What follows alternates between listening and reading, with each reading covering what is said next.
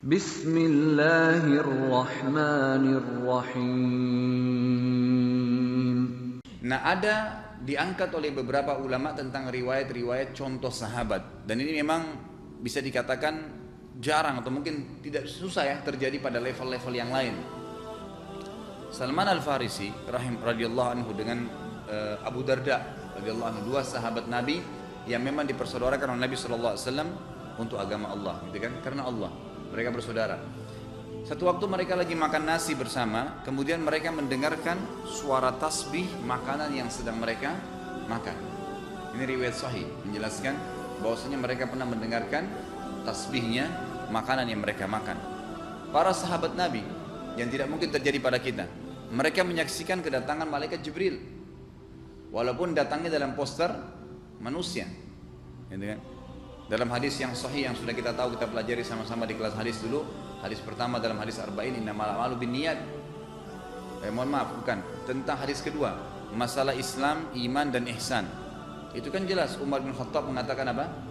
Kami sedang duduk bersama Nabi SAW, lalu datanglah seseorang yang menggunakan baju yang putih bersih, ya kan gitu, memiliki wajah yang bersih, kemudian tidak ada tanda-tanda safar padanya dan tidak seorang pun di antara kami mengenalnya. Lalu dia duduk di depan Nabi SAW, meletakkan lututnya dempet dengan lutut Nabi SAW. Lalu dia bertanya, wahai Muhammad, beritahukan kepada aku apa itu Islam.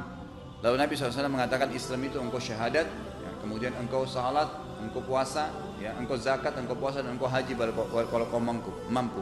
Orang itu berkata, ya, engkau benar wahai Muhammad. Umar berkata, kami heran, siapa orang ini? Dia yang bertanya, dia yang membenarkan. Biasanya orang bertanya nggak mungkin membenarkan. Dia berkata, engkau benar wahai Muhammad. Lalu ditanya lagi, wahai Muhammad, beritahukan saya tentang iman. Kata Nabi SAW, mungkin iman kepada Allah, malaikat, kitab-kitab, rasul-rasul, hari kiamat, dan takdir baik dan takdir buruk.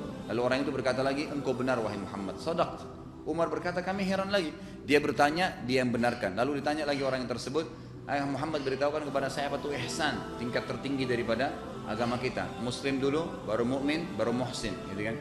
Kata Nabi SAW, ihsan adalah engkau menyembah Allah dengan keyakinan Allah melihatmu. Kalau kau pastikan Allah, engkau menyembah Allah seakan-akan Allah melihatmu. Kalau Allah tidak melihatmu, engkau bingung, Allah tidak lihat, maka yakinlah bahwasanya engkau menyembah Allah seakan-akan engkau melihatnya.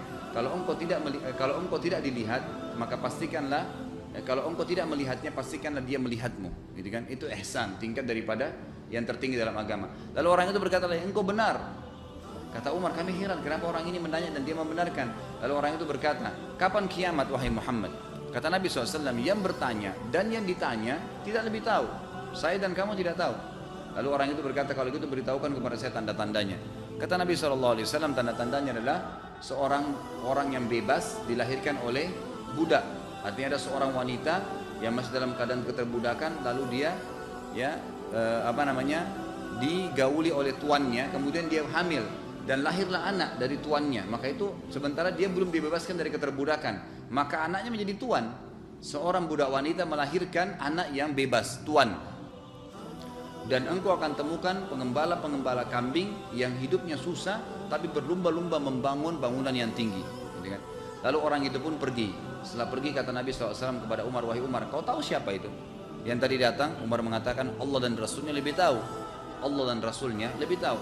Kata Nabi SAW, itu Jibril datang mengajarkan agama kalian. Berarti di sini malaikat menyaksikan, para sahabat menyaksikan para malaikat dengan mata kepala mereka. Kita nggak bisa menyaksikan itu, gitu kan? Kita tidak bisa menyaksikan. Belum lagi terjadi di perang Badar, kan gitu. Banyak diantara kejadian-kejadian yang membuktikan malaikat itu hadir. Sebagaimana sabda Nabi SAW, beliau mengatakan waktu jenazah-jenazah orang-orang kafir Quraisy dikumpulkan di perang Badar, lalu kata Nabi SAW, kalau kalian mau tahu perbedaan antara korban kalian dan korban para malaikat, kalian akan temukan di setiap tebasan itu, kalau malaikat ada diikuti dengan hangus, ya, sesuatu yang membakar, karena pedang-pedang mereka itu bersama dengan pedang mereka ada apinya. Jadi kalau malaikat menebas leher orang kafir Quraisy, maka ditemukan di lehernya itu ada bekas terbakar. Dan seorang sahabat dalam riwayat Bukhari mengatakan, saya pada saat di perang Badar ingin menebas leher seorang kafir Quraisy, tiba-tiba lehernya sudah terbang sendiri. Itu kan sudah terputus dengan sendirinya. Maka aku tidak tahu siapa itu. Lalu Abbas, paman Nabi radhiyallahu anhu, waktu itu belum masuk Islam di perang Badar ya, ditawan. Abbas ini orangnya tinggi besar.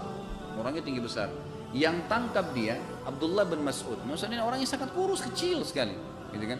Sampai itu naik di atas pohon kurma, bajunya badannya tertiup angin, gitu kan, betisnya kelihatan. Saking kecilnya sahabat tertawa, gitu kan, saking kurusnya Abdullah bin Mas'ud radhiyallahu anhu ini. Lalu Nabi SAW mengatakan, apakah kalian menertawakan betisnya bin Mas'ud? Demi Allah, betisnya bin Mas'ud di timbangan di sisi Allah lebih berat daripada gunung Uhud. Ini kefadilah beliau kan. Abdullah bin Mas'ud ini memegang tangannya Abbas, ya kan? Abbas ini tinggi besar dan Abbas ini teriak-teriak, kesakitan gitu. Lalu jalanlah dia, Abdullah masuk jalan, orang semua lihat nasihat, ada apa yang sebenarnya gitu. Nah setelah Abbas masuk Islam, itu kan ditanya, kenapa waktu di perang Badar dulu Anda dipegang oleh Abdullah Mas'ud ini kurus gini, kok bilang kenapa Anda teriak-teriak? Dia bilang demi Allah, ya, seakan-akan bukan Ibnu Mas'ud, saya melihat seseorang yang menggunakan baju putih yang memegang tangan saya sampai mau dipatahkan oleh orang itu. Jadi malaikat yang datang gitu, tapi itu disaksikan oleh mereka pada saat itu, gitu kan. Kemudian Usaid bin Khudair radhiyallahu anhu, sahabat Nabi yang mulia, beliau lagi baca Quran malam hari, kemudian beliau melihat ada cahaya putih yang datang mendengarkan ya pada saat beliau membaca Al-Quran, ada kuda di sebelahnya. Setiap dia baca Al-Kahfi berapa ayat, kudanya berontak. Dia balik lagi, dia diam, berhenti baca ayatnya, kudanya diam. Waktu dia baca yang kedua kali, berontak lagi kudanya, sampai 3 kali. Pada saat sudah ketiga kali dia bilang, saya angkat pandangan saya, mata saya ke langit, saya temukan cahaya putih menembus langit, gitu kan. Lalu saya bersegera datang ke masjid Nabi SAW menjelang azan subuh, lalu saya berkata, ya Rasulullah, kejadiannya begini. Kata Nabi SAW apa kepada Usaid ibn Khudair radhiyallahu anhu, sahabat yang mulia. Beliau mengatakan, wahai Usaid, demi Allah kalau seandainya kau baca Quranmu sampai pagi, sampai terbit matahari, maka para penduduk Madinah akan menyaksikan malaikat yang datang mendengarkan bacaanmu. Jadi memang ada luar biasa kejadian-kejadian di zaman sahabat ini. Jadi kan mereka menyaksikan ini tidak terjadi, dan ini termasuk ya hal-hal yang berhubungan dengan waliullah.